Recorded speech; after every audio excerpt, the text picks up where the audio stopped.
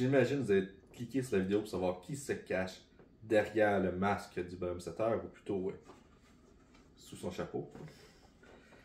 Je m'appelle Simon. J'ai étudié au bac en sciences de religion. Pendant mes cours, j'ai pu explorer l'histoire de la Bible, l'histoire des différentes religions, mais aussi des cultures autochtones et découvrir certains mythes. Mon intérêt est surtout né au secondaire.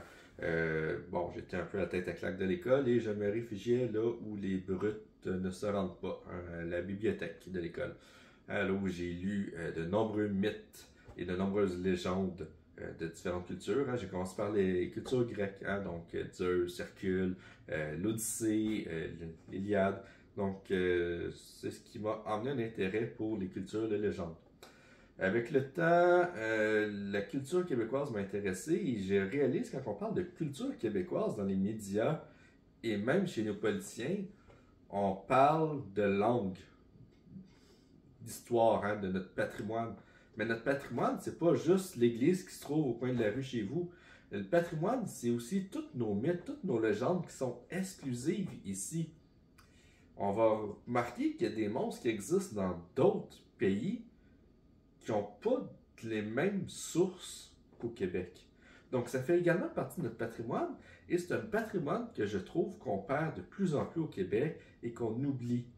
On a voulu rejeter le patrimoine religieux, l'influence de l'Église, c'est très bien, mais plusieurs de ces légendes servent entre autres à rejeter le patrimoine de l'Église, comme le fait de sacrer au Québec, que tous nos sacs, tous nos mots vulgaires proviennent de l'Église. C'est une façon de rejeter un peu l'influence de l'Église. C'est donc la raison pour laquelle je transpose ces histoires sur YouTube.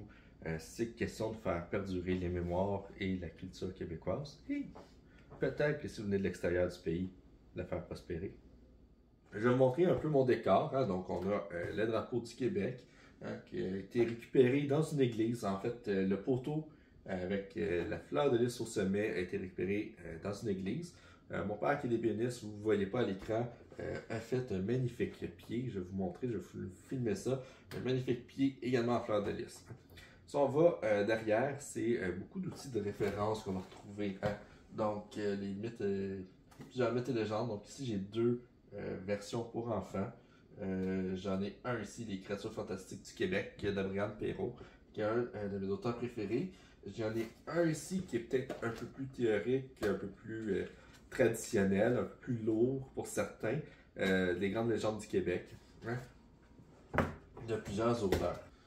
Bon, de l'autre côté, j'ai surtout des livres décoratifs et un petit sablier magnétique. Ce qui est intéressant, par contre, la pièce la plus intéressante que vous avez sans doute pas remarqué, c'est la petite carte qui se trouve juste ici. C'est une carte d'époque de Ville-Marie. Donc, je vais vous la montrer en plus proche. Vous allez voir que la ville de Montréal, l'île de Montréal, en fait, n'est pas similaire à la réalité. C'était le bonhomme. On se retrouve la prochaine fois. Et d'ici là, je vous dis, soyez sages.